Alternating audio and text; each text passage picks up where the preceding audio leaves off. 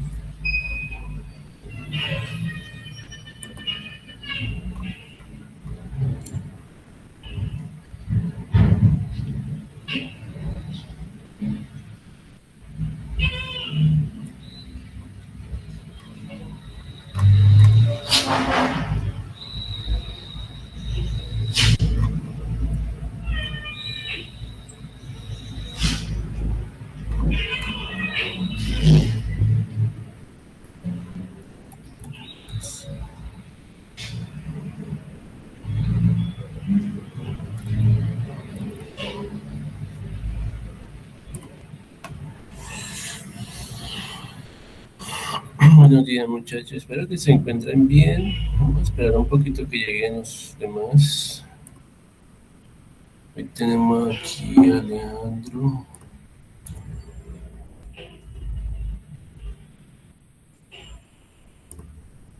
Joan Daniel, Juan David Martínez.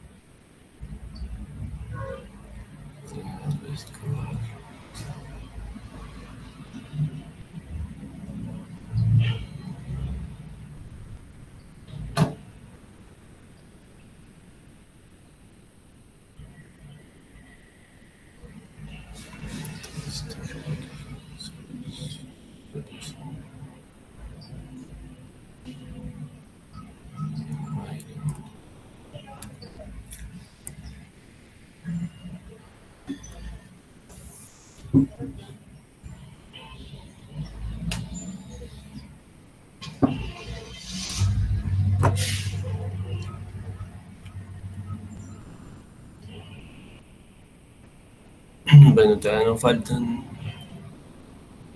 como 3 personas. Bueno, muy bien.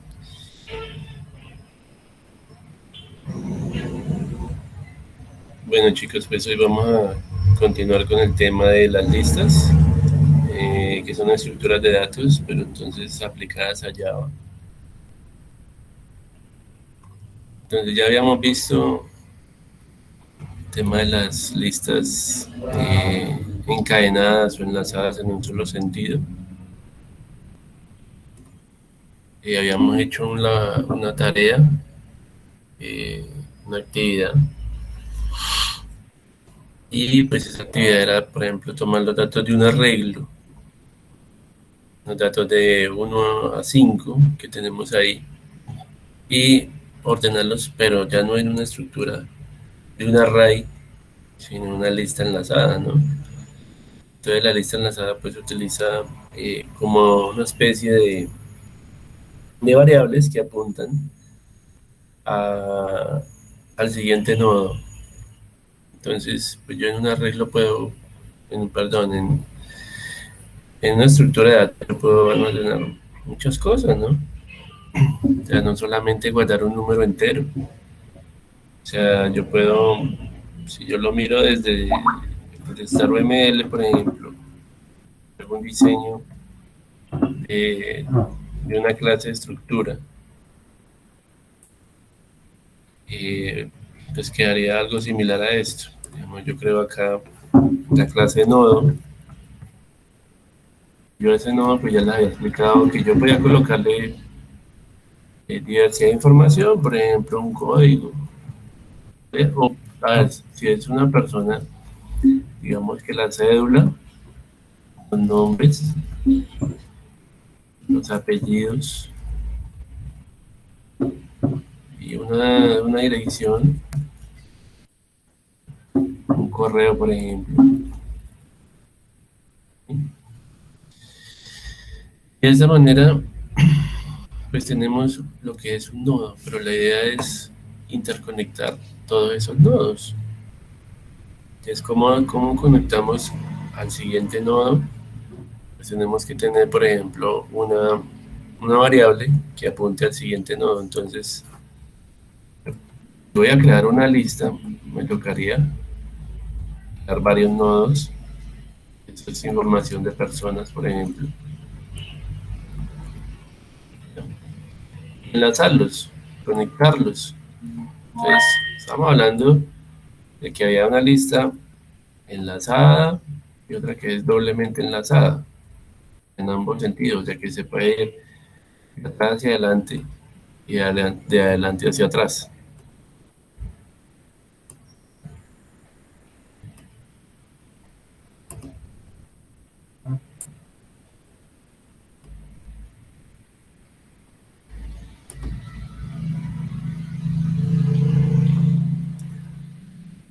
Entonces, por decir algo, yo aquí, ¿cómo conecto un nodo con el siguiente? Entonces, tengo que colocar una variable que apunte al siguiente y una variable que apunte al nodo anterior. Entonces decíamos, si la lista es enlazada en un solo sentido, pues entonces voy a tener una variable que diga sí o siguiente. ¿Ya? Cada uno de estos nodos tendrá que tenerlo, como pueden ver ahí.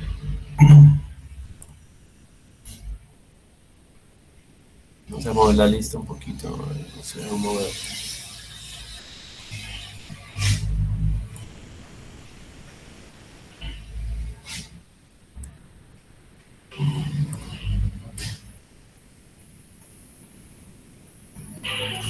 Bueno, eso me está dando mal. Bueno, la cuestión es que se va a apuntar de la una a la otra.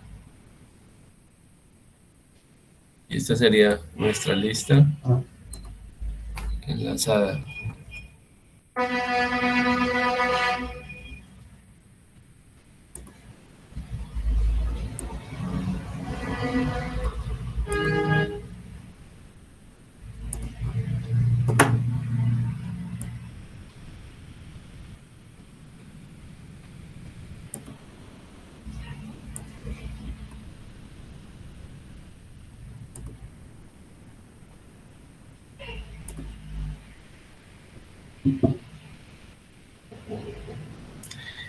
Entonces, aquí tenemos ya un ejemplo de cómo funcionaría una lista enlazada. Bueno, ahorita les voy a contar pues que anteriormente, antes de que existiera esa programación orientada a objetos,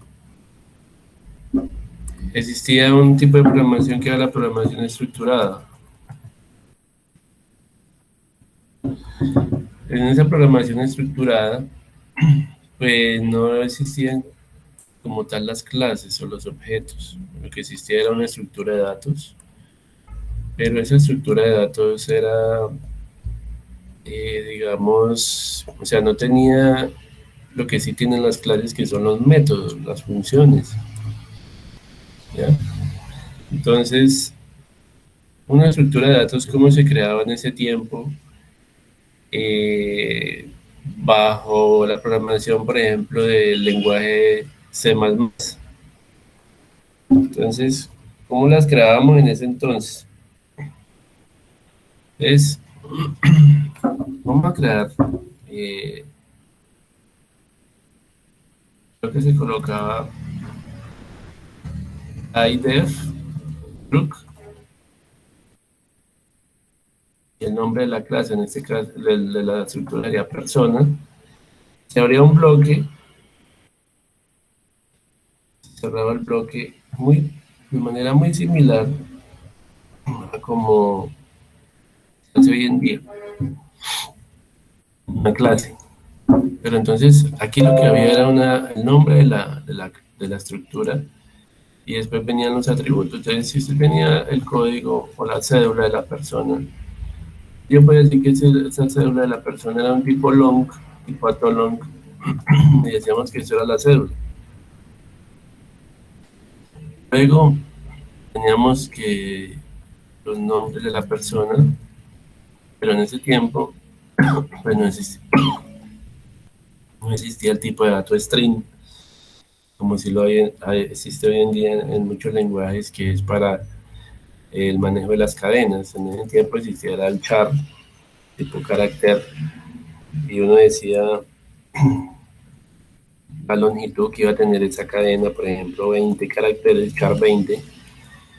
Ustedes saben que un carácter es solo un símbolo, solo una letra, mayúscula, minúscula, un número, un carácter especial, por ejemplo, la arroba, el asterisco.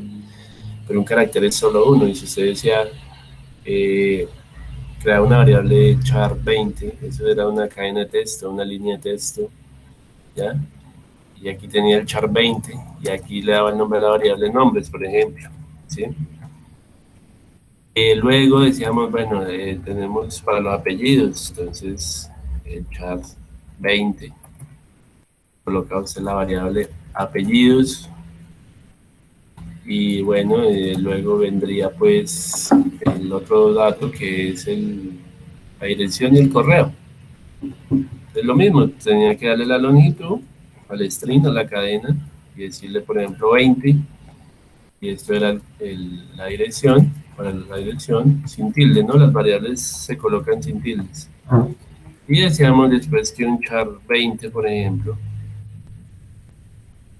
eh, para lo que era el correo de la persona, y esa era la estructura de datos. Estoy hablando de un lenguaje de programación, que era pues el Visual C++, era el que utilizábamos para eso. Entonces, digamos, aquí voy a colocar un comentario de varias líneas. Esto es una estructura de datos para una lista enlazada. Bueno, para que se vea más bonito, pues puedo utilizar otro editor de código, Sublime, por ejemplo. Sublime, pero no sé si lo tengo ya montado. No me acuerdo. Sublime.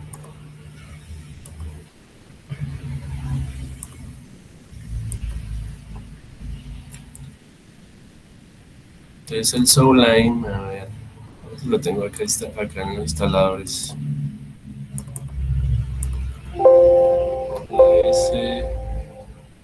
Editores, a ver.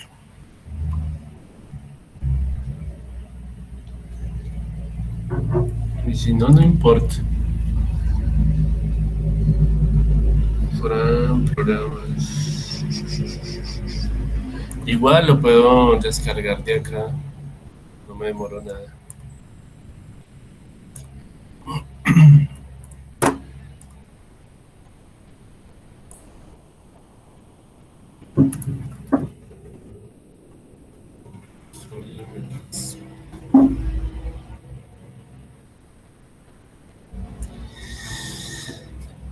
Entonces, a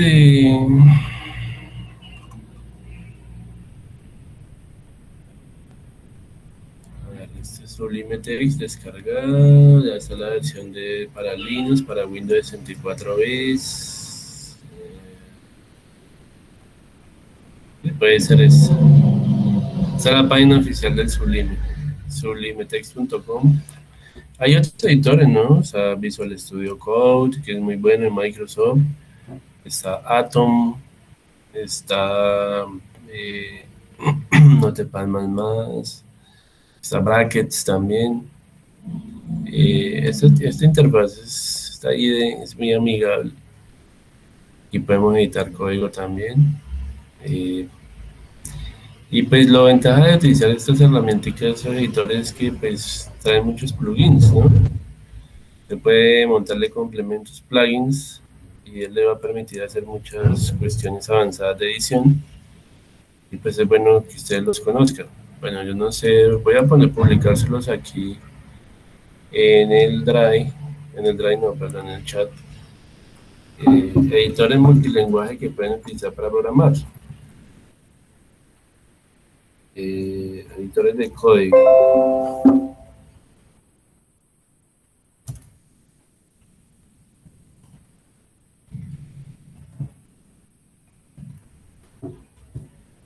Entonces aquí les voy a poner pues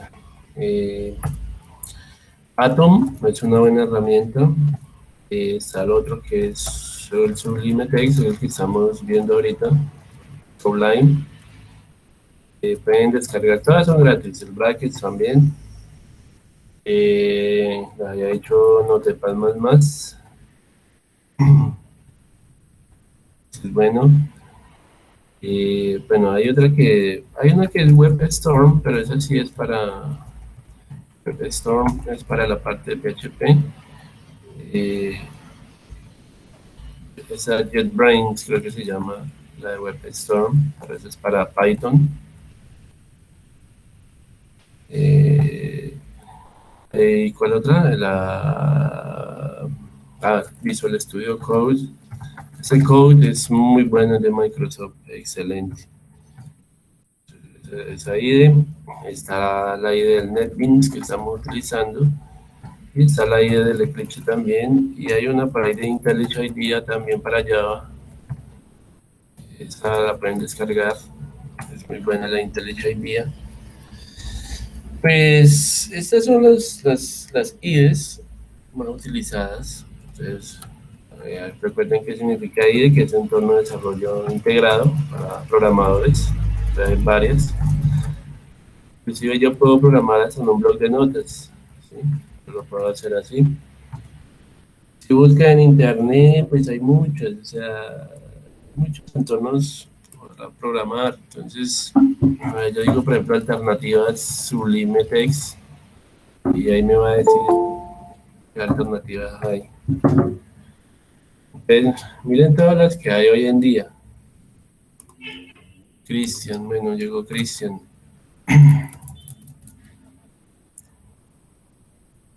Cristian aquí, ¿qué más llegó? Daniel ya llegó, sí. Paula no ha llegado. Bueno, entonces es muy importante que las conozcan. Aquí tienen, digamos, 10 mejores editores de texto para desarrolladores. Entonces, bueno, hay muchas. Les estoy dando pues las más conocidas, pero como pueden ver, miren, Notepad++, Sublime, Atom, UltraEdit, Beam también es buena, esa es muy reconocida, Beam, Coffee Cap, Komodo Edit, TextMate, Visual Studio Code y BBEdit. Entonces ahí están todas, eso les voy a regalar más bien el enlace que encontramos. Y ya ustedes las descargan y las prueban, las que más les guste, y como les digo, eso tiene muchos complementos, ¿ya? Ahí les dejo ese enlace. Y la otra, acá hay una que dice que hay 13. tienen 13 editores. Brackets también es muy buena.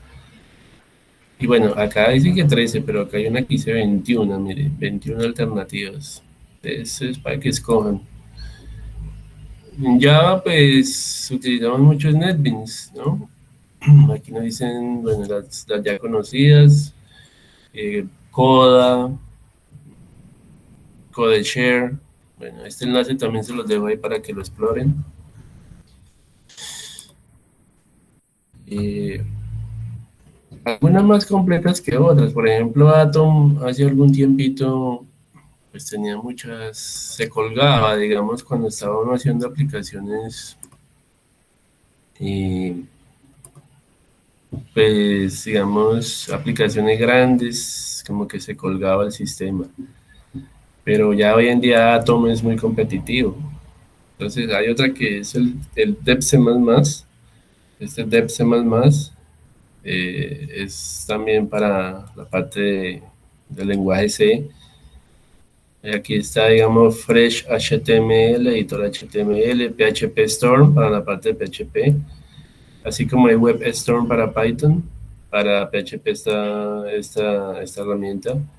Está PSPad, Beam, NetBeans, Komodo, Editra, Bluefish, Site, Edit Plus, JCreator, también lo he usado, Slick con Lobster, UltraEdit. Bueno, entonces este link también se los voy a dejar para que ustedes, digamos, eh, lo puedan trabajar.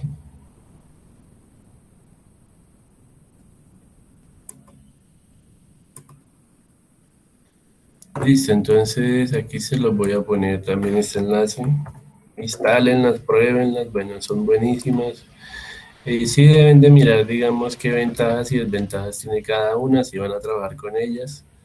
Pero pues Sublime es de lo mejorcito. Beam también es muy bueno, entonces, pues hay muchas. Algunas están hasta ahora en plena evolución, entonces, pues, es mirar cuál se adapta más a sus necesidades. Bueno, ahí los dejo para que los copien. Listo. Entonces, estábamos viendo, pues, con esta ayuda de StarML, un diagrama de clases. Eh, Cómo hace conexión de un nodo al siguiente, suponiendo que esto es una lista que almacena información de personas. Entonces yo digo, bueno, este nodo tendrá que tener una variable aquí tipo puntero que apunte al siguiente nodo. Cuando llegue a este campo es una referencia al campo SIG al siguiente nodo y así sucesivamente se van entrelazando, ¿ya? Eso es una lista enlazada, una lista simple, pero a veces vamos a necesitar pues que podamos mm, viajar en ambos sentidos de la lista. Esta lista, así como está, no nos lo permite, eso ya lo habíamos explicado pues, en una clase previa. Y pues ahora vamos a crearla doblemente enlazada. A copiar, vamos a pegar, ustedes saben que pues StarML nos permite hacer esto.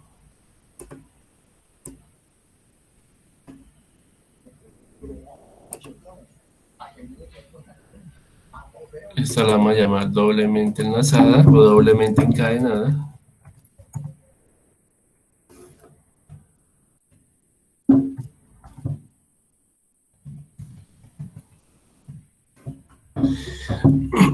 Pero para que podamos ir en ambos sentidos, entonces tenemos que agregar un nuevo puntero a la clase.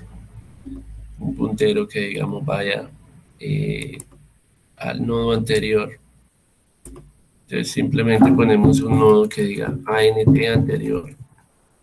Se va a apuntar al que está atrás.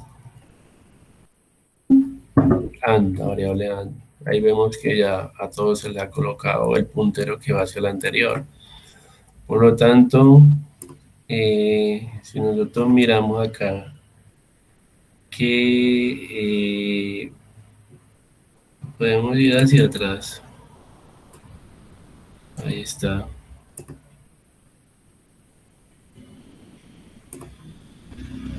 Pues bueno, me quedó. Bueno, sí, podemos dejarla en ambos sentidos. Si yo le pongo aquí la dirección, ya me queda doble en ambas direcciones. Entonces el puntero SIC, la variable SIC, una variable tipo apuntado va hacia adelante y la variable AN anterior va hacia atrás. Y esta sería esa lista. Que pues habíamos visto que necesitábamos crear una clase nodo, si lo hacemos bajo llave, ¿no? Bajo llave, perdón. Listo, ya tenemos la lista doblemente enlazada, su puntero al siguiente y su puntero al anterior nodo. Pero pues vemos que en la programación estructurada no tiene, digamos, unos métodos como si lo tienen las clases o funciones.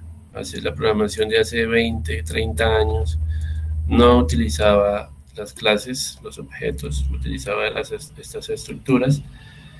Aún era incompleto porque no tenía los métodos, como si tenemos en una clase en Java.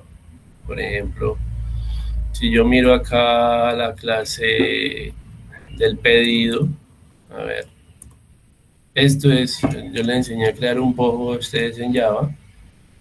El pojo es, digamos, una clase para almacenar datos de un formulario, ¿sí? De una entidad del mundo real. Entonces, si es un pedido, teníamos el producto, la cantidad, el descuento, el IVA, el precio, el total. Y esa era la lista de atributos de la clase. O sea, la clase tiene 3 componentes: el nombre de la clase, la lista de atributos y una lista de métodos, que son las operaciones que puede realizar el objeto. Los métodos describen el comportamiento de la clase, ¿ya?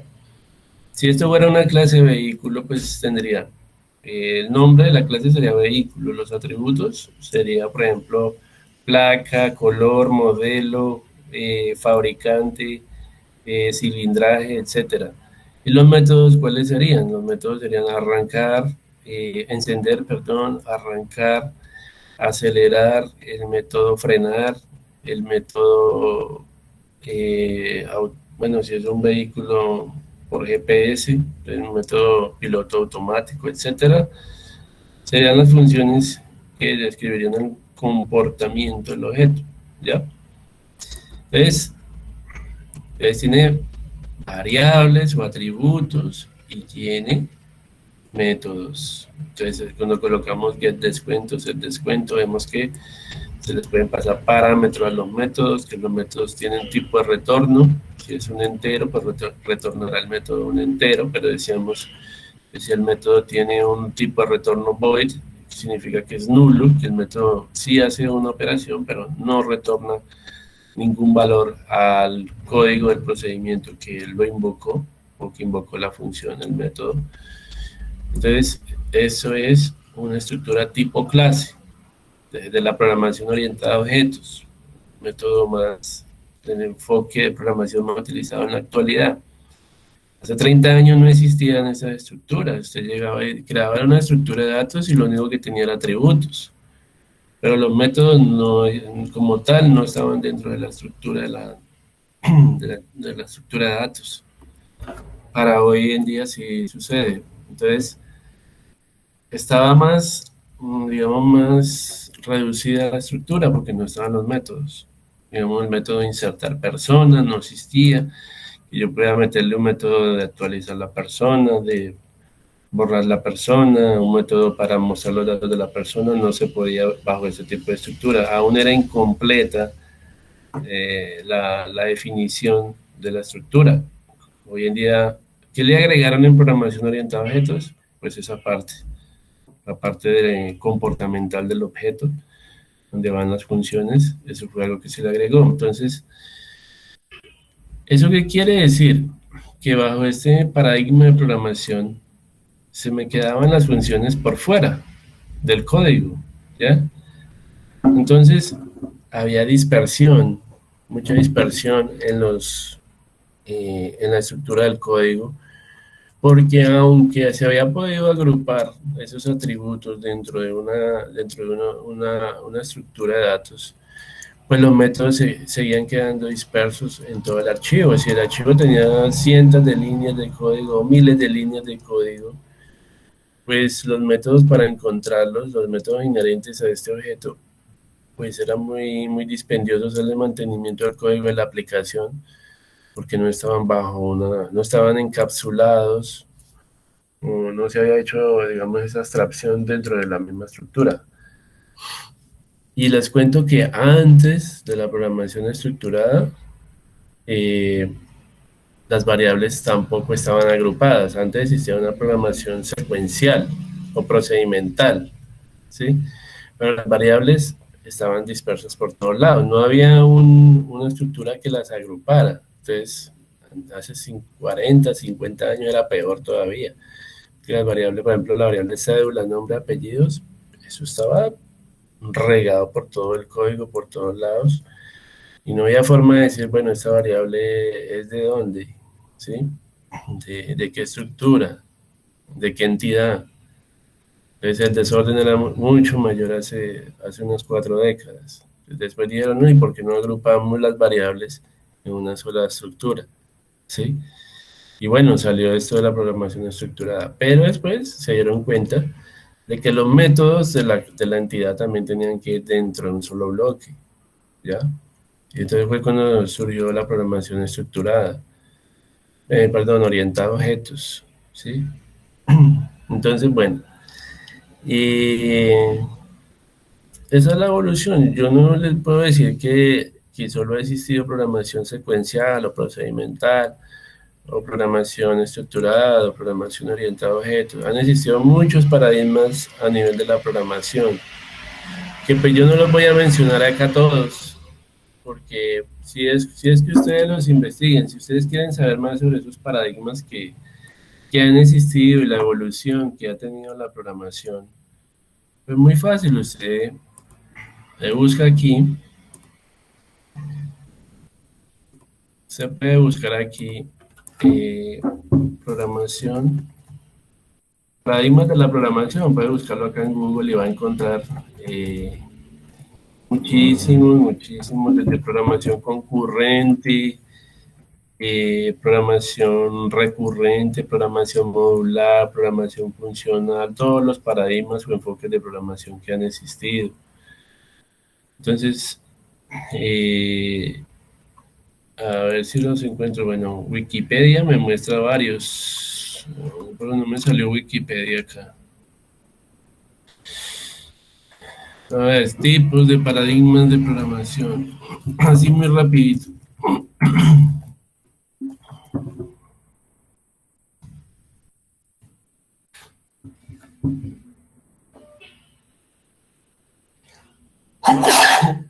Perdón.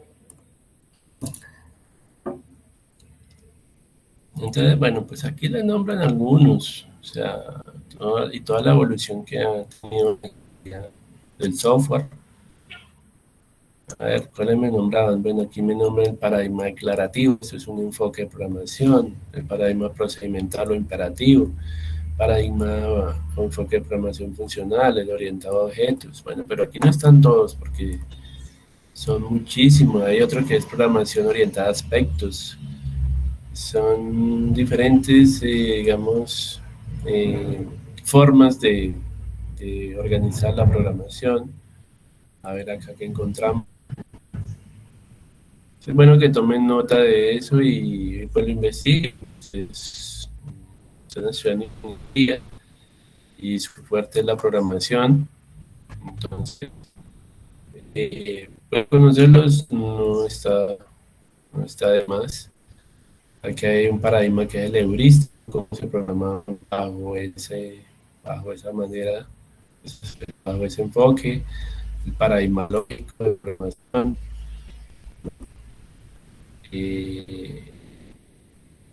A ver, aquí en Wikipedia yo los había visto un día todos. Wikipedia.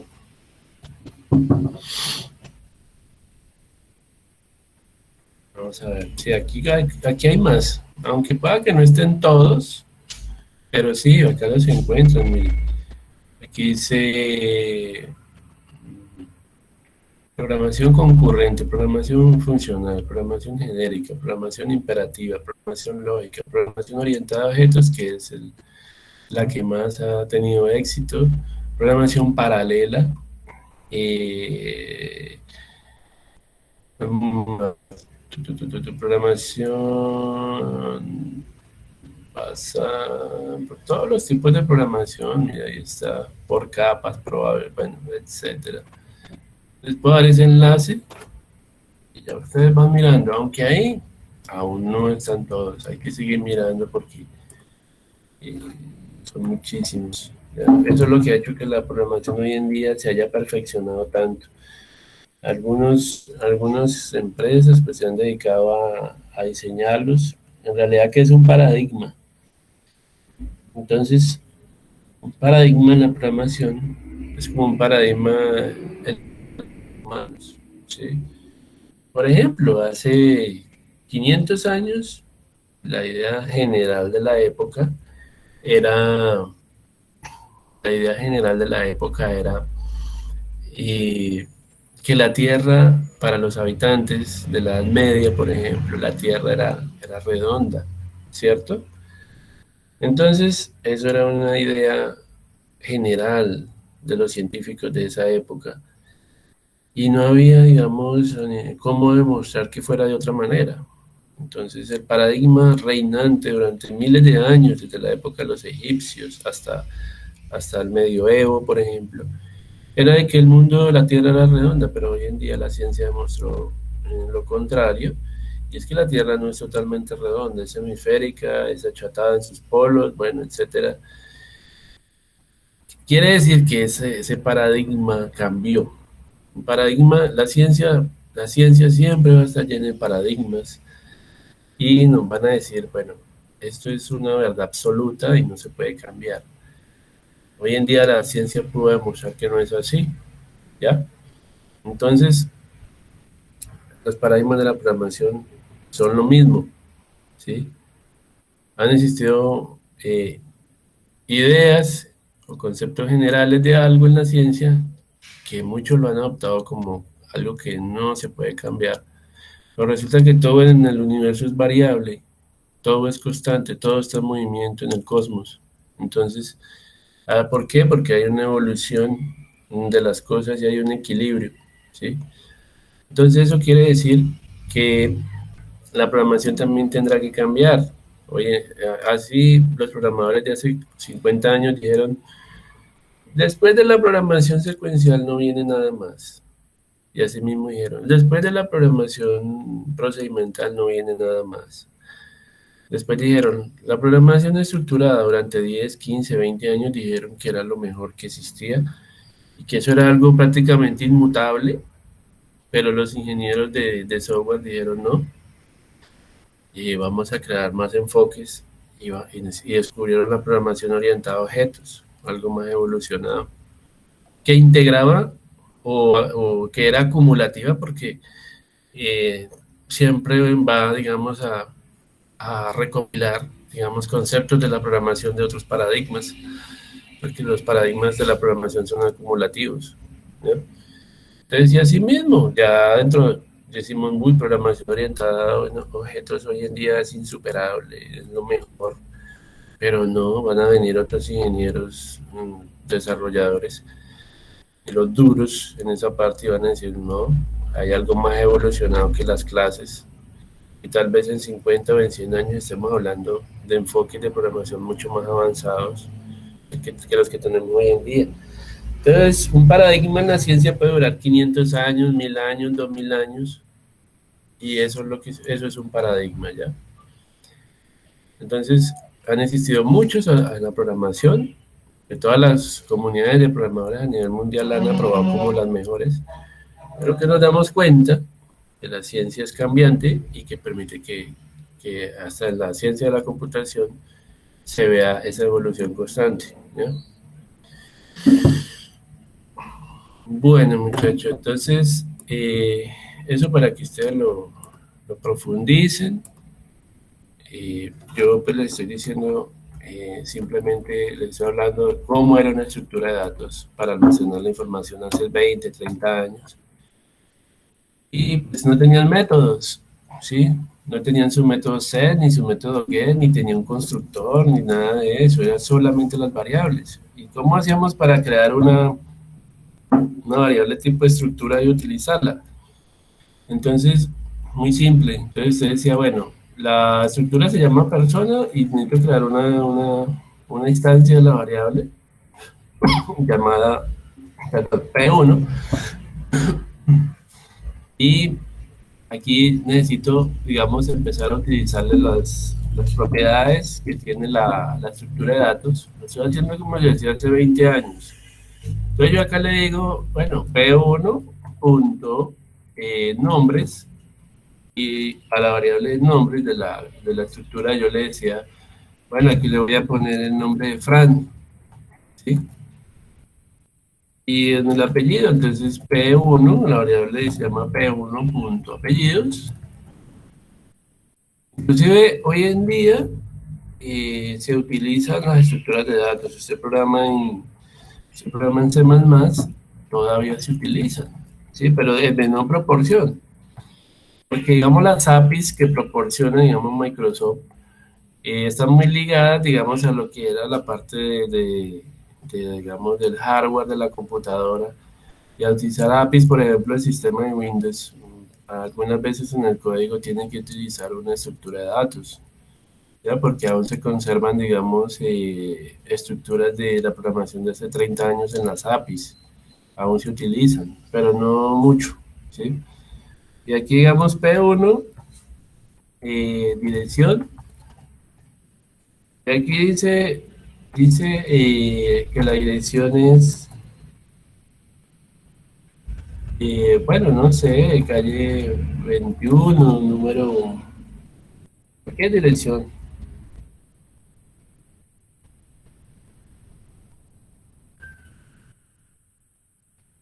La dirección, el correo. P1 punto correo. Aquí le decimos,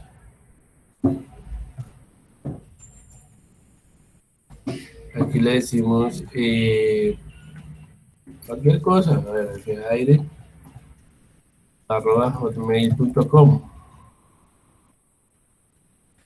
Y esa es la manera de utilizar la estructura de datos. Si usted quería crear una nueva variable, pues decía persona P2, por ejemplo.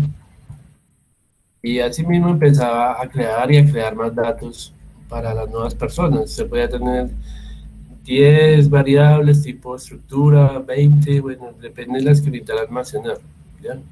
Así se manejaba en ese entonces. Bueno, yo creo que había descargado acá el Sublime. Descargas, sí, aquí está el Sublime. Vamos a ver si me lo deja instalar.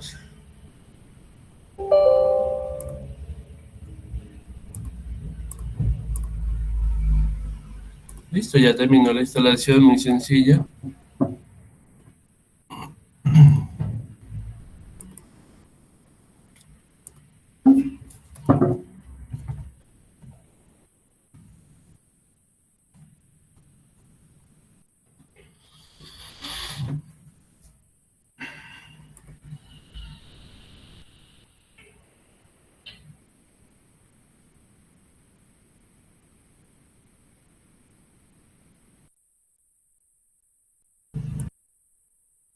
Y bueno, entonces vamos a abrirlo para ver si está instalado. Está montado, pero digamos está montado sin plugins, ¿ya? Entonces aquí pues estos editores son chéveres porque les muestra ya pues en colores, les muestra digamos el código. Bueno, acá no me lo muestra en colores todavía porque pues yo no he guardado el archivo, yo tenía que guardarlo con alguna extensión, por ejemplo. A ver qué extensiones de archivo hay, por ejemplo, .c, y decir que este es un archivo estructura, por ejemplo, estructura datos. A ver si lo guarda en colorcitos punto C. Esto sería algo así como en C++.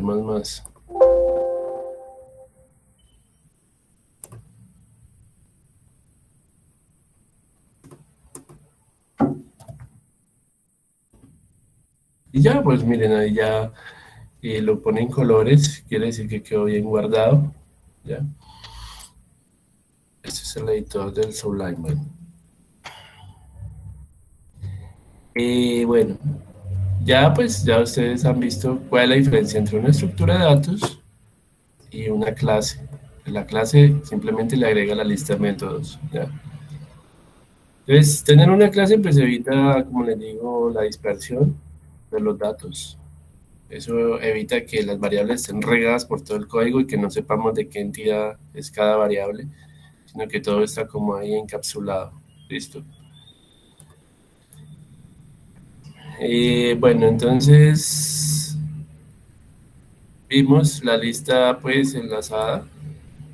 La lista enlazada la vimos ahí. Eh,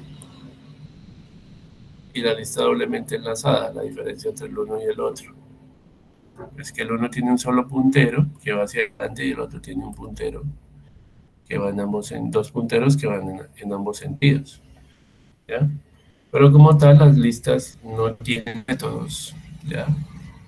No tendrían métodos. ¿Ya? Eso es en programación estructurada. Pueda que ya aquí en orientación a objetos sí los tenga. ¿Ya? Bueno, entonces hay un ejemplo que yo les había puesto a hacer y era meter estos datos de un arreglito dentro de esta estructura doble. ¿Sí? Tenemos el nodo raíz, sabemos que el primer puntero del primer nodo, aquí solo se guarda un numerito, no se guarda el nombre, no se guarda un apellido, solo vamos a guardar datos de un arreglo muy sencillo. Y el nulo, entonces, significa vacío, o sea que esta variable está apuntando a una referencia null, o sea, a un objeto que no existe prácticamente, porque es el primero. Y lo mismo acá. Siguiente, este puntero de memoria, pues está, digamos, dirigido hacia nulo, o sea, hacia un objeto vacío, porque se supone que al final la lista tiene un final y un principio. Por lo tanto, la variable AND estará inicializada en nulo y la variable siguiente también. Las que enlazan son las que van adentro, ¿sí?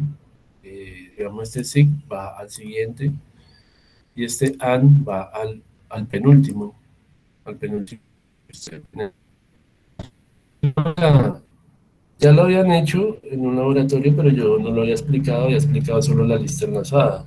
La doblemente enlazada no la habíamos explicado. Entonces, si yo voy a programar esa lista doblemente enlazada, ¿cómo sería? Entonces, yo tengo acá la librería. Eh, es Java Beans, el proyecto formulario en listas. Entonces, bueno, lo primero que hay que crear es una nueva clase. Decimos New Java Class. Esta clase le vamos a llamar, pues, yo diría que el nodo, la primera que hay que crear. Ah, bueno, para mí dice que ya existe, entonces va a tocar cambiarle un poco. Entonces creamos un nuevo paquete y la metemos allá. New package, Java package, eh, lista doble, vamos, y adentro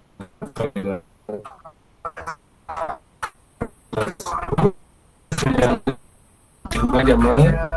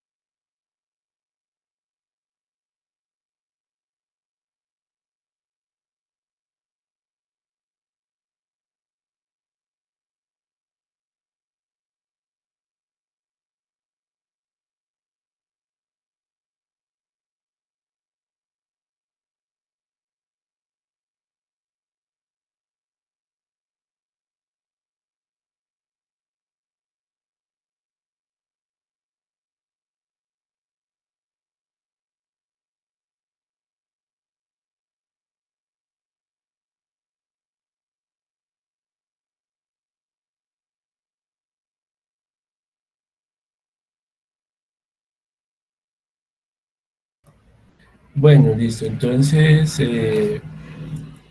lo primero que vamos a crear es una clase nodo. La clase nodo difiere de la anterior porque ya no tiene un puntero de memoria, no tiene dos.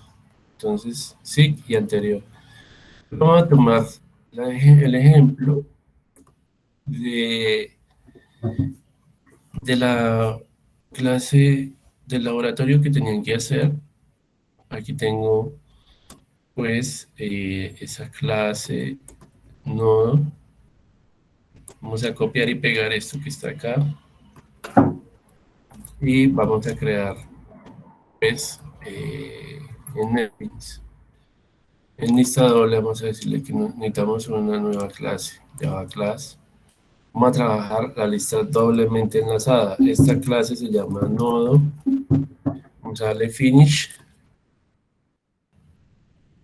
y vamos a suprimir acá los comentarios que no necesitamos. Y adentro, bueno, yo puedo borrar esto y volverlo aquí a colocar. Perfecto. Ya pues tendría que colocar eh, todo lo que es la indentación del código. Indentar el código es como colocarle pues estas tabulaciones acá, como unas sangrías al código para poder saber qué bloque de código va dentro de cuál. ¿Listo? Entonces, esto es la indentación o indentar código para poder hacerlo más legible, más mantenible. Un programador bien estético, pues es aquel que hace todas estas, aplica todas estas cuestiones a nivel de la programación, porque yo las puedo dejar todas a un solo nivel, como está acá, puedo dejar todo a un solo nivel, sin indentación. Pero ¿qué pasa? La persona que venga a estudiar el código o usted mismo no va a entender cuál bloque está anidado dentro de cuál bloque. Son bloques que se incrustan dentro de otros y así yo sé el nivel de ejecución que tiene. Entonces es muy importante. Entonces la clase tiene, como les decía, el nombre, tiene su lista de atributos o propiedades y también tendrá una lista de métodos que describen el comportamiento del objeto.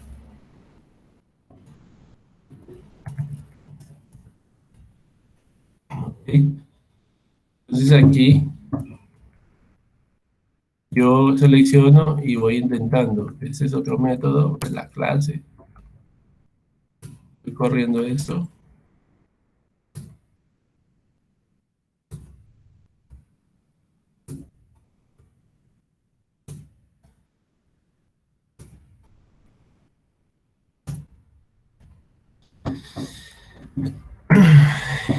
Y aquí tengo, digamos, el elemento 1, el elemento 2, el nodo siguiente, el nodo anterior.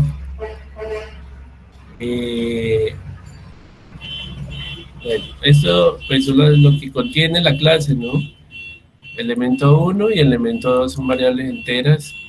Una variable tipo clase, nodo, que es siguiente, una variable tipo nodo que es anterior. Se apunta el siguiente, se apunta el anterior, pero tiene que ser del tipo nodo, del mismo tipo de la clase. O sea, que va a contener todos estos atributos también y estos métodos. Y el constructor de la clase, que es el método que crea el objeto en la memoria, ¿cierto? Aquí tenemos nodo, el constructor es un constructor personalizado que va a permitir inicializar las variables de la clase. Recibe el elemento 1, el elemento 2 de entero, son códigos numéricos, y las del nodo, que apuntan a las referencias de los objetos.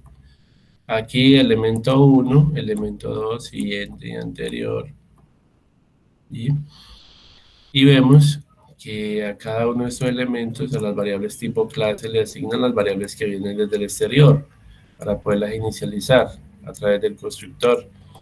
Muy importante que ustedes sepan que en Java existe la referencia this para diferenciar lo que es una variable miembro de la clase y una variable local. En este caso, estas variables que entran aquí, que vienen del exterior de la clase, serían variables locales o automáticas. ¿Qué quiere decir? Ya les había dicho. Que la variable local, por ejemplo, es reconocible solamente a nivel del método donde está ubicada, pero que estas variables lm1, lm2 no son reconocibles desde los otros métodos de la clase porque quedaron locales al método, ¿ya? Mientras que las variables que están aquí por fuera de los métodos son variables tipo clase, quiere decir que son variables que van a ser como globales y reconocidas y que pueden ser utilizadas en cualquiera de estos bloques de los códigos de las funciones, si son reconocidas, porque al colocarlas acá o en cualquier lado, pero desde que estén fuera de los métodos, serían globales, serían variables de nivel de clase. Claro está que están como privadas, y si son privadas, ¿qué quiere decir? Y si usted las va a accesar desde otros archivos, tendría que utilizar métodos setter y getter para poderlas modificar y poderlas consultar. Entonces, cada variable privada que usted defina, pues tendrá su método set y su método get. ¿Listo? Eh, la referencia dis no es obligatoria, ¿ya? Se hubiera podido colocar aquí dis elemento, pero no es obligatoria. La referencia dice simplemente para decir, mire, diferenciar esta variable es de la clase y esta no, esta es variable local, ¿ya? Entonces, yo lo puedo colocar, es opcional. Si usted lo entiende así, pues no le coloque el dis.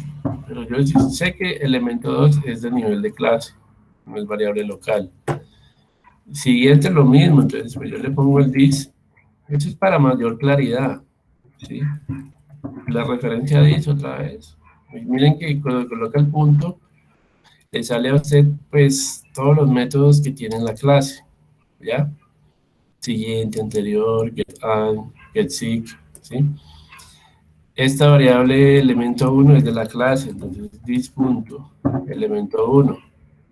Aquí, elemento 2 también es this punto, elemento 2.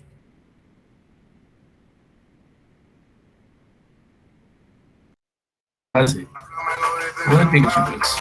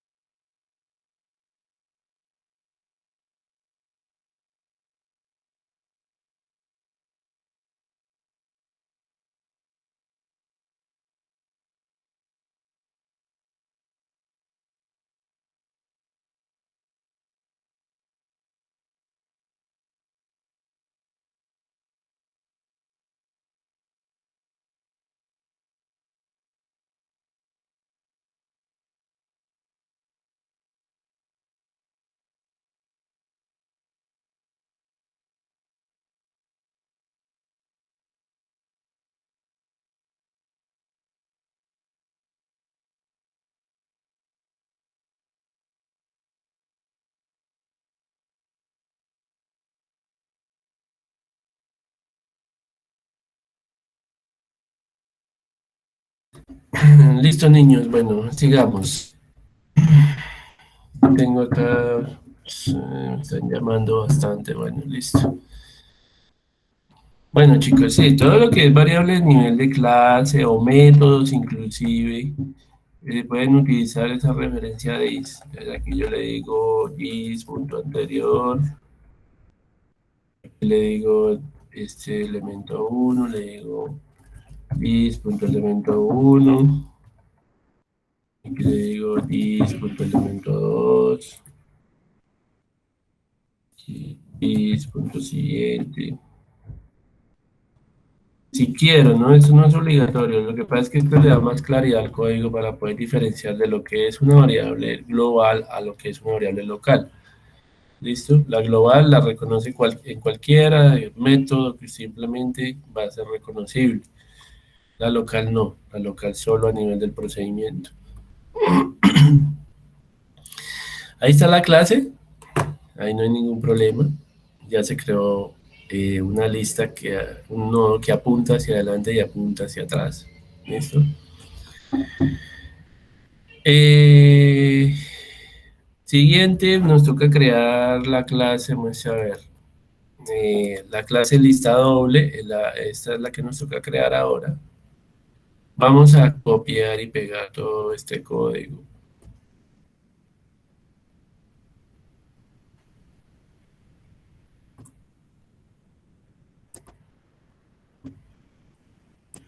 Vamos a copiarlo, a ver.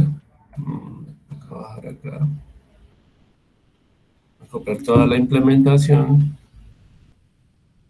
Listo, y nos vamos a crear una clase llamada lista doble. ¿Sí? Entonces decimos new Java class lista doble. Pero acuérdense que las mayúsculas, ¿no? Notación del camello, aunque eh, las clases sí deberían de las palabras iniciar con mayúsculas. Sin embargo, démosla así, porque esta es convención para variables y para métodos. Pero cuando sí es un archivo, una clase, se deben de colocar las primeras en mayúscula. Pero dejemos la primera minúscula, no importa. Quitamos comentarios. Vamos a quitar esos comentarios. No lo estamos usando. Esto también lo puedo quitar, porque como viene del otro lado, ya creo que lo tiene. Bueno, aquí vuelta a cerrar. Ahí no ya cerró bien. Y tenemos la clase lista doble. Tenemos que empezar a hacer la indentación, porque si ve que está corrido, entonces el primer nivel de indentación acá para el constructor. Aquí le puedo colocarle comentarios pues para explicar el código, método constructor de la clase. ¿Sí? Esta es la lista de variables o lista de atributos. Lista de atributos. Y aquí tengo pues los otros métodos, método insertar, pero está pegado, como pueden ver, no está dentro de la indentación de la clase, por lo tanto me toca correrlo, darle tab y correrlo.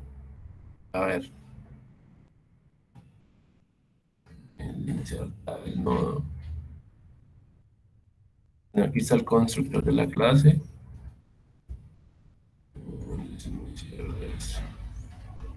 Lo que veo, esta clase no la dan con un solo método. A ver, a dónde la corremos? ¿Hasta dónde? Porque aquí se abre. Aquí viene un else if.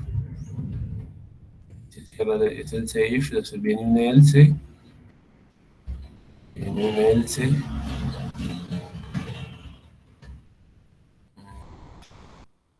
Y ¿dónde se cierra el else?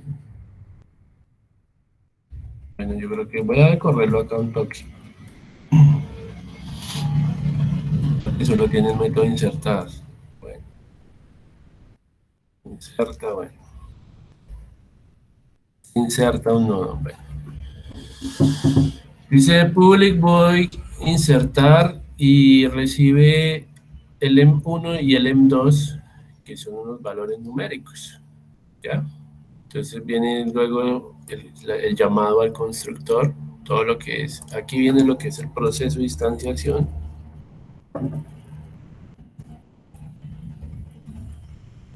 Entonces aquí se crea la clase nodo, aquí viene el nuevo que es la instancia o el objeto. Bueno, ahí sí hay una diferencia entre lo que es una instancia y un objeto. Generalmente las personas piensan que la instancia es el mismo objeto, pero sí hay una sutil diferencia. ¿Se puede llamar instancia objeto? Sí, se puede, pero lo que pasa es lo siguiente. Usted tiene, digamos, en la memoria RAM de su computadora, usted va a tener, digamos, esta es mi memoria RAM de la PC, ¿sí? Esta es la RAM. Vamos a ponerle aquí que esta es la RAM de mi equipo. Memoria de acceso aleatorio, Random Access Memory. Aquí yo voy a crear, pues, un objeto.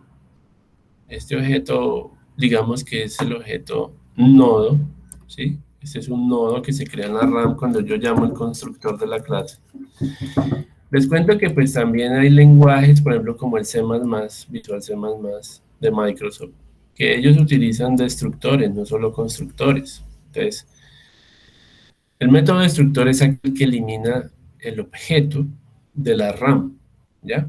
Entonces, por allá hay un comando free o un comando release, bueno, que es liberar, que permite llamar el destructor de la clase para eliminarlo de la memoria, porque no es bueno dejar objetos en la RAM y que se vaya llenando la memoria y que esos objetos ya no están siendo utilizados, porque en algún momento dado se va a colapsar la memoria RAM del ordenador. Y si hay miles de personas utilizando ese software, pues va a haber una caída del sistema. Como programador, usted debe verificar que todos los objetos que usted está creando, una vez dejen de ser utilizados, sean eliminados de la RAM. ¿Y cómo lo hago? Llamando el destructor de la clase. Lo que sucede es que Java no maneja destructores, ¿ya? Método destructor no lo maneja, pero si usted está trabajando con C++, sí es obligatorio que usted invoque el destructor para eliminarlo de la memoria. Con eso evita usted fugas de memoria y bueno, y todos estos problemas que puedan llegar a bloquear el sistema. Entonces, como programador C++, sí tendría que ser más cuidadoso en esa parte. Pero Java, ¿qué pasa? Java tiene un mecanismo automático que se llama el recolector de basura, ¿sí? Creo que se llama Garbage Collector, creo que se llama el recolector de basura de Java, que es un mecanismo, pues, de la programación que permite ir de forma automática borrando los objetos.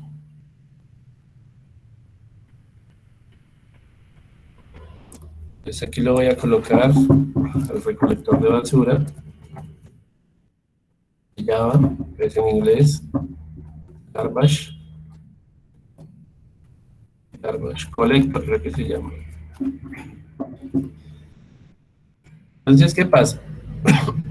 Java lo hace por usted, porque Java, él mira el tiempo de vida del objeto y qué tanto tiempo lleva el objeto sin ser utilizado en la memoria RAM, y de manera automática él lo va a borrar, lo va a eliminar, ¿ya? Por usted. O sea, que usted no tiene que estar preocupado, desde que yo creé esta instancia, creé estos objetos, y se me olvidó eliminarlos. No, Java, él tiene un temporizador y él se da cuenta cuándo tiene que sacarlos de la memoria, ¿ya?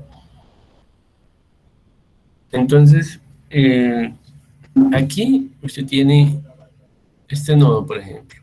Usted llamó al constructor y el constructor le hizo el proceso de instanciación y creó el objeto. Entonces, esto es un objeto en la RAM, ¿ya? Entonces, ¿qué es una instancia o cuál es la diferencia de una instancia? La instancia, por ejemplo, este es el nombre que usted le da a la variable, ¿sí? Entonces, digamos, usted le dice, esto es si estos son personas, esto se va a llamar P1, ¿sí? Pero usted puede tener más instancias. Usted puede tener aquí P2, ¿sí? Puede tener la instancia P2 y la instancia, por ejemplo, P3. Son tres referencias. O sea, la diferencia es que la instancia no es el objeto como tal, sino son las referencias son como punteros hacia el mismo objeto. Pues algunos dicen instancia objeto, es la misma cosa, pero técnicamente al parecer no lo es, porque pues funciona de otras formas. Entonces, bueno, aquí no puedo hacer flecha porque no me lo permite. O sea, bueno, esa es la diferencia de estos diagramas acá, que acá no se puede poner flecha. Me tocaría hacerlo, a ver cómo le pongo flechita. Bueno, aquí no la trae. Not link. Este, ¿cómo queda? Bueno, sí, este sí me deja mandar una rayita.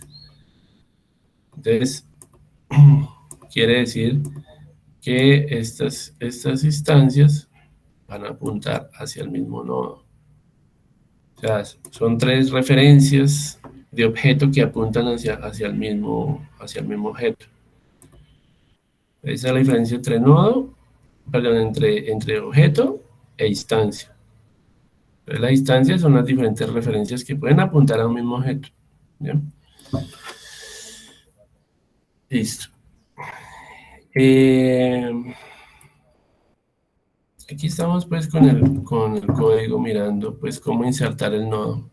Entonces el constructor utiliza la referencia new o new para crear el objeto en la RAM, le pasa los dos valores enteros que va a almacenar y dos direcciones de memoria nulas, ¿cierto? El siguiente y el anterior, porque en el constructor lo va a requerir. Digamos aquí pues hay una condicional, dice si el primer nodo de la lista es nulo, quiere decir que la lista está vacía, la lista doble. Por lo tanto, usted tendrá que decirle que primero va a ser igual a nuevo y último va a ser igual al nodo nuevo, porque la lista está vacía. Por lo tanto, el primer nodo es a la vez el último nodo de la lista, porque se supone que está vacía la lista. Hasta ahora se va a insertar uno. ¿Ya? Esta lista que almacena, ahí tenemos elemento LM1 y LM2. Quiere decir que aquí tengo que agregarle o sea, esta lista le falta otra casillita porque tienen elemento 1 y elemento 2. A ver. O sea que si yo lo hago en StarUML, la lista cambia un poco. StarUML. A ver, si yo lo hago acá, hago la clase acá, pues la clase nodo, ¿cómo está estructurada? Yo le agrego un atributo acá, tengo elemento 1, tengo elemento 2,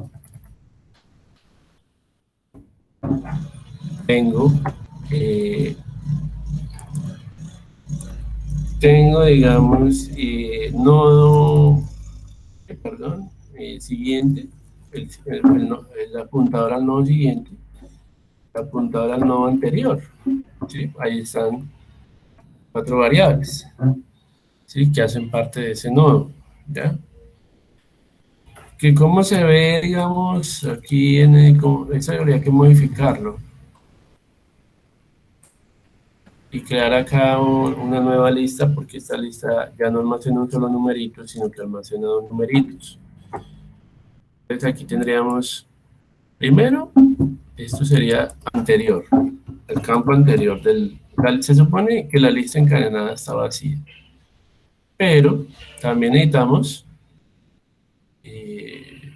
necesitamos meter elemento 1, ¿sí?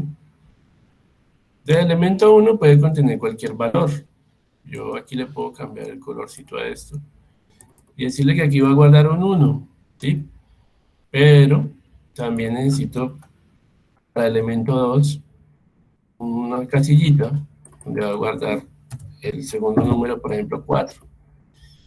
Y necesito para esta estructura uno que vaya al siguiente. ¿Sí?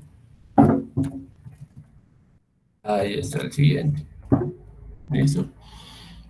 La lista es enlazada, doblemente enlazada o doblemente encadenada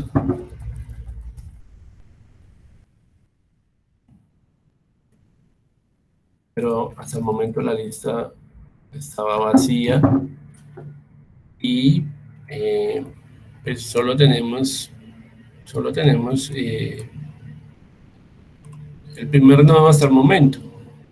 ¿Ya? Traer al frente, mirar al fondo, agrupar. Listo, ya quedó como un solo nodo. Listo. Tenemos el primero. Bueno. Significa que, ¿cómo quedaría esto organizado? Porque, digamos, si se crea el primer nodo, pues ahí nos está diciendo que el primer nodo va a quedar apuntando a nulo y que el último nodo también nos va a quedar apuntando a nulo. ¿Qué se me hizo? Entonces, como no hay sino uno, pues, ¿qué pasa? Anterior va a apuntar pues a nulo. Esto va a apuntar a nulo, porque no hay más. Y este va a apuntar también a nulo. ¿Listo? Aquí estaría ahí. ¿Sí? Ok. Ahora, eso es lo que nos estaba diciendo este fragmento de código. ¿Ya? Pero digamos aquí tenemos para insertar el segundo elemento. ¿Ya? Entonces aquí dice, bueno, aquí, esta condición decía que si el primero era nulo, pues bueno, no había problema. Simplemente se insertaba, primero iba a ser igual a nuevo y último igual a nuevo, que son los punteros, ¿sí? Primero y último son los punteros, y aquí el número del elemento que se va a insertar en la lista, ¿sí? Dice, elemento. Entonces, de lo contrario, si vamos a insertar el segundo elemento, entonces primero tendrá que apuntar al siguiente. Entonces, se llama el método getSeek de la clase nodo para poderlo hacer. ¿Sí? Entonces, miren que acá hay un método getSeek para el nodo. Este apunta al siguiente. Bueno, está setSeek, que es para cambiar el nodo, y getSeek para consultar en qué nodo se encuentra parado usted en ese momento. ¿Ya? Entonces nos dice, consulte la variable siguiente con getSeek y mire si ese nodo está apuntando a nulo, es lo que dice esto. Si está apuntando a nulo, entonces, ¿qué tiene que hacer? Llamar el método sexseek, establecer siguiente, para ponerlo a apuntar al segundo nodo.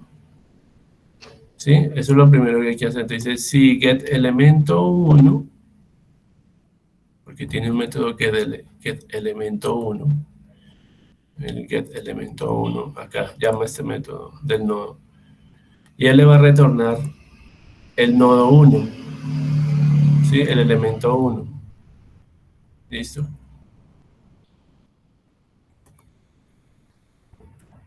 Le dice, si es menor a LM1, entonces, si el elemento 1 es menor al elemento 1, entonces pase al siguiente, ¿sí? Póngalo a apuntar al siguiente, entonces exec nuevo, ¿sí? Y nuevo es una variable del tipo nodo, acuérdense, lo pone a apuntar al siguiente. Ahora, dice, de lo contrario, si esto no se cumple, digamos, si el elemento 1 no es menor que el M1, entonces póngalo a apuntar al primero. Entonces, póngalo que ya no va a apuntar al nuevo, sino que apunte al primero, ¿ya? Y primero igual a nuevo, ¿ya? Ahora, o sea, lo que está haciendo es organizarlo, está creando una lista organizada, porque está mirando en dónde lo va a poner, si antes o después, ¿sí? O sea, porque esto es un arreglo, en cierta forma, es un arreglo, y él tiene que, aparte de que tiene que insertarlos en la lista, pues también tiene que organizarlos de acuerdo al valor numérico que le ingrese, ¿sí? Si ese número es menor, lo va a poner antes, va a insertar el nodo antes, pero si el número que almacena el nodo es mayor, lo va a tener que poner después, o sea, tiene que insertarlo y organizarlo. Por eso es que, por eso es que está haciendo esa parte ahí. No solo está insertando, porque insertarlo es fácil, o sea, insertarlo yo lo puedo poner siempre al final y lo inserto, pero la idea es que los números de una vez queden organizados de menor a mayor, ¿ya? Entonces ahora copio esto y supongamos que ya se va a insertar el segundo nodo, ¿sí? Y acá, pues entonces, digamos, si esto tuviera un 2 acá,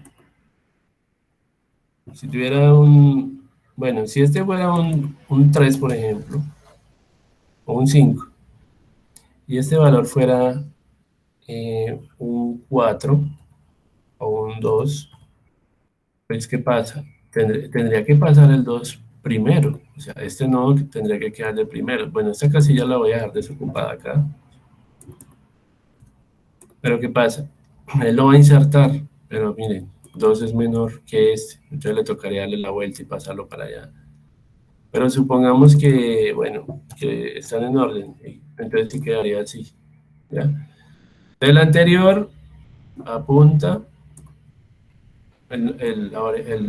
esa variable and apunta hacia atrás, perdón,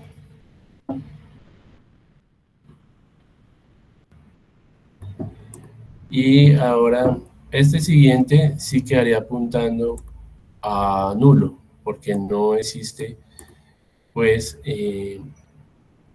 no existe algo después, va para allá, ahí está, quedaría de esa manera.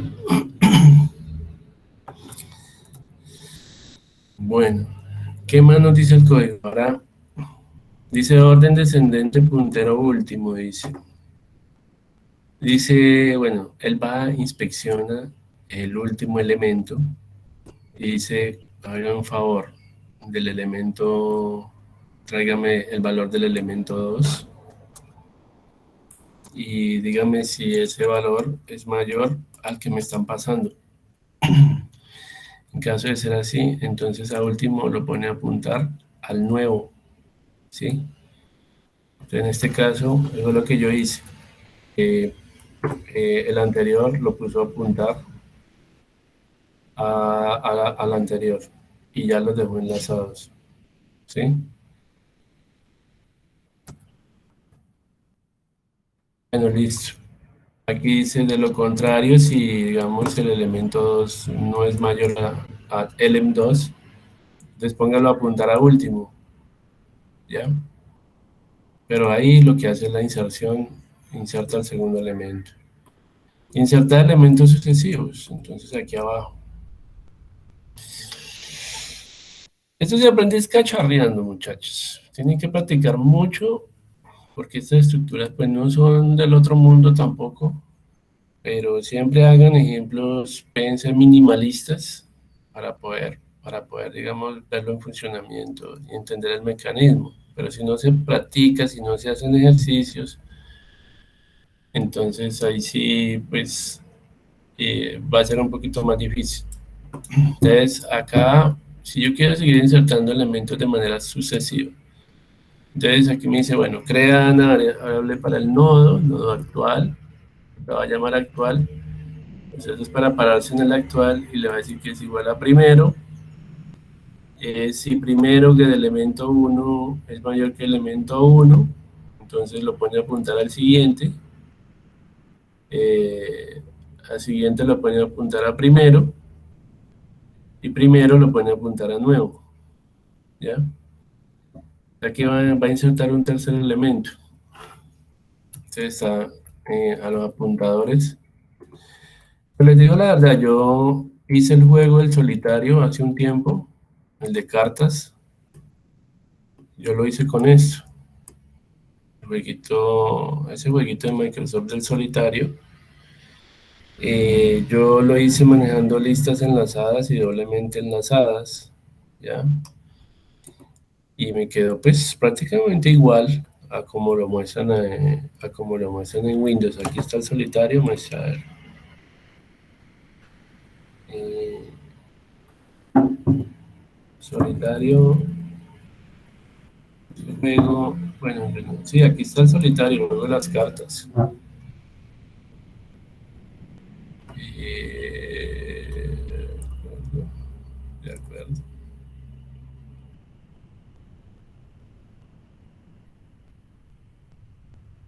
Entonces cada carta, por ejemplo, de la baraja, yo ya no lo tengo porque yo borro el juego, pero cada carta de la baraja era un nodo, ¿ya? Que almacenaba una información.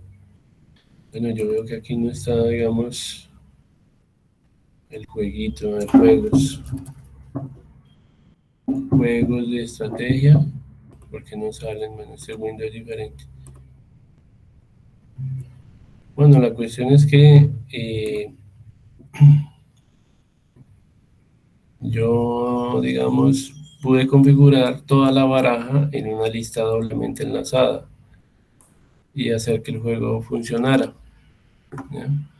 Eso lo hice con, creo que eso lo hice, no me acuerdo si fue, creo que con Eclipse, creo que yo lo hice con Eclipse o NetBeans, no me acuerdo porque eso lo hice hace como 20 años y muy chévere, ¿sí?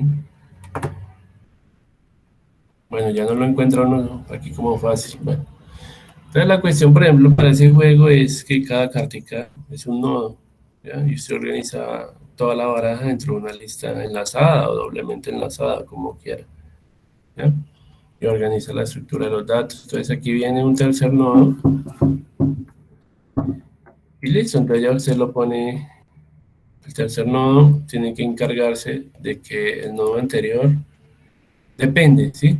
¿A dónde lo va a poner? Porque si digamos este fuera, si este valor fuera un 5 y este valor fuera un 2 y este valor fuera, bueno, supongamos que esto está organizado, este fuera el 2, este fuera 4 y que este fuera un 3. Entonces este ya no podría ir a verlo en la mitad, ponerlo por acá.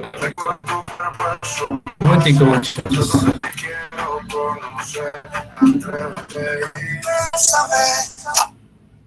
Sí, aló.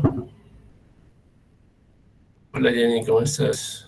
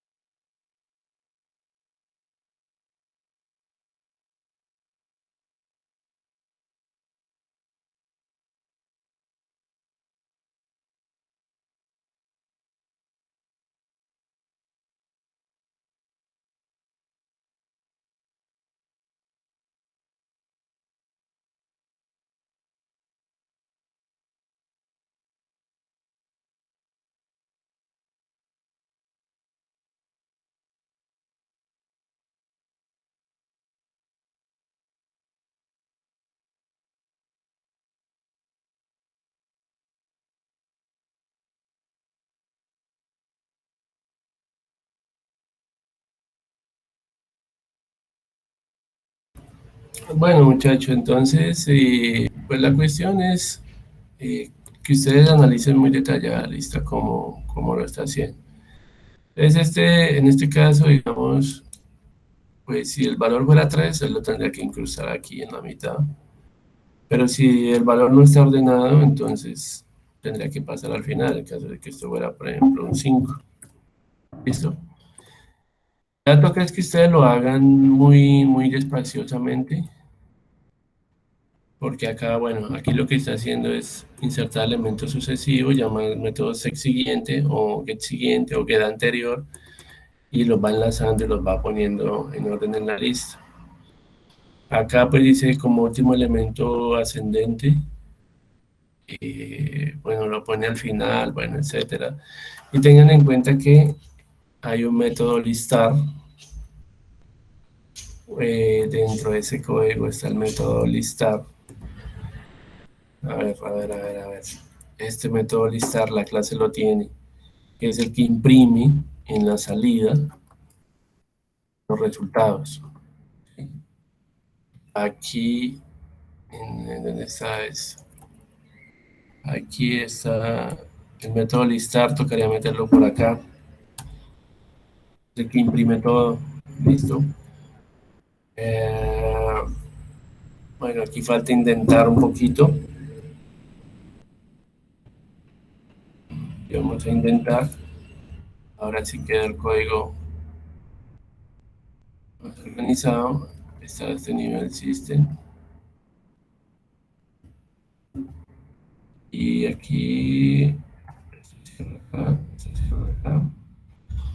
se cierra el método listar. Listo, ahí ya está la clase creada. Esto lo que hace es imprimir el contenido de la lista. Entonces, como pueden ver, pues utiliza un while, un bucle para poder recorrer la lista e imprimir el contenido de la lista. Y acuérdense que tienen que crear una clase con un método main para que invoque la clase de lista doble y que de lista doble entonces también se pueda, digamos, imprimir y manipular la lista. Entonces aquí en lista doble creamos una nueva clase. Esa clase la vamos a llamar principal, por ejemplo, que es el main. ¿Sí? Y bueno, entonces aquí ya se borra los comentarios y pone lo que está allá. Eso sí, tienen que practicarlo. Entonces tomo esto y lo pongo aquí. A ver qué problema hay que me bota error. System out, a ver, la clase principal. Creo que falta importar algunos paquetes. A ver, lista simple, punto ya. Package listas, a ver, porque estamos dando error. El system out. Ah, porque falta el método main. Entonces toca meter el método main, que es el punto de entrada de la aplicación. Tiene que estar dentro de un método. Y principal, metamos el método main, método principal. Y listo. Aquí estamos males por indentación. Entonces, ponemos acá, al mismo nivel. Ahí estaría ya pues programada la lista doble. Ahí está. Guardamos y ejecutamos. Aquí le damos run file. Esperamos para ver resultados. Ahí está, eso es lo que ustedes habían hecho. Entonces, listar desde primero, listar desde último. Entonces aquí al principio la lista tenía un solo nodo. ¿Sí? Aquí insertan el numerito 2 y el 20. Entonces el primero que insertaron fue el 2 y el 20. Aquí 2 y 20. Insertan 2 y 20. Luego le insertaron 1, 10. Pero entonces 1, 10 hay que mirar si el elemento 1 y el elemento 2 es menor y es mayor que el siguiente. 1, 10 es menor que 2, 20, por eso mire que pasó a primero en la lista. Entonces, este sería 1, 10. Elemento 1 tiene valor 1, elemento 2 vale 10. Por lo tanto, este tiene que quedar antes y este tiene que quedar después. ¿Ya? Después insertaron 3.15. 3.15. Pero miren que están comparando es contra el primer numerito. Entonces 3.15. Entonces tiene que pasar al final de la lista el 3.15. Viene un nuevo nodo, este, 3.15. Por lo tanto, 3.15, ¿a dónde lo ubico? ¿Será que acá antes? ¿Será que acá? El programa, por eso tiene ahí el insertar y todos los condicionales, y él sabe a dónde lo tiene que ubicar. Se lo pone al final, porque 3 es mayor que 2 y es mayor que 1. Pero vemos que en la pantalla de salida después inserta el 0.40. Y 0 es menor que 1, que 2, que 3, por lo tanto tiene que ir al principio. ¿Ya? Entonces, control C, control V, creamos un nuevo nodo. Ups. Entonces este 0.40, 0.40, este nodo va al principio, tendríamos que ponerlo al inicio, ¿ya? Eso es lo que está haciendo los condicionales dentro del método insertar y está mirando en qué posición lo ubica. Eso mira el valor del primero y de elemento 1 y elemento 2 para saber en qué posición debe ir. Y acuérdense que también deben de colocar los enlaces, ¿no? No le he puesto los enlaces todavía del siguiente y anterior, ¿ya? Porque ante este va a nulo y tiene que ir siempre enlazando. O sea, esto va a nulo. Por Dios. Este apunta a nulo. Siempre hay que ir amarrando los apuntadores. Este iría por acá. Y este iría acá. El último es este, por lo tanto, este señor siguiente quedaría apuntando acá. ¿Ya? O sea, está insertando y de una vez los está organizando. ¿Ya? Y así sucesivamente, una vez insertas, de una vez se ensanchan a la lista. ¿Listo? Y aquí también es control C, control V. ¿Listo? Y acá lo mismo, entonces este va al siguiente y este va al anterior. Así, listo. Ahí ya quedó ensamblado, pero miren que eso sigue porque así sucesivamente, porque aquí está, digamos, bueno, solo insertan esos 4 nodos. ¿Ya? Ya, lo siguiente es listar desde el primero. ¿Ya? Desde el primer elemento lo listan, entonces ahí quedaron los 4 nodos organizados. ¿Ya? Ahí ya quedaron organizaditos. El método listar lo que hace es imprimir el contenido de los valores que están en la lista. Entonces hay dos métodos, listar desde el primero, o sea, de listar desde el primero al último, y un método inverso que lo que hace es listar desde el último. ¿Ya? ¿Listo? Entonces cambia un poquito el orden, porque este dice 0, 1, 2, 3, y este dice 0, 2, 3, 1. ¿Listo? Lo imprime en otro orden.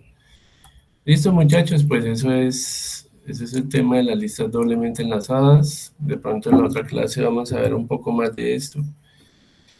Tengo planeado para el día jueves hacer un laboratorio con ustedes de lo que tiene que ver con puras strings, con puras cadenas. ¿Ya?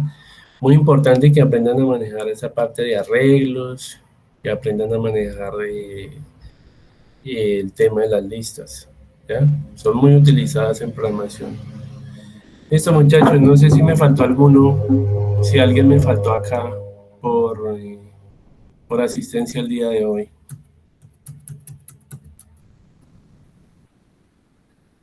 ¿Paula llegó al fin? Paula. Creo que no. Bueno, listo, muchachos. Entonces los dejo para que sigan, vayan y desayunen y continúen con su siguiente sesión del día de hoy. Muchas gracias. Gracias. Gracias, profesor. Hasta luego. Bueno, muchachos, que estén muy bien.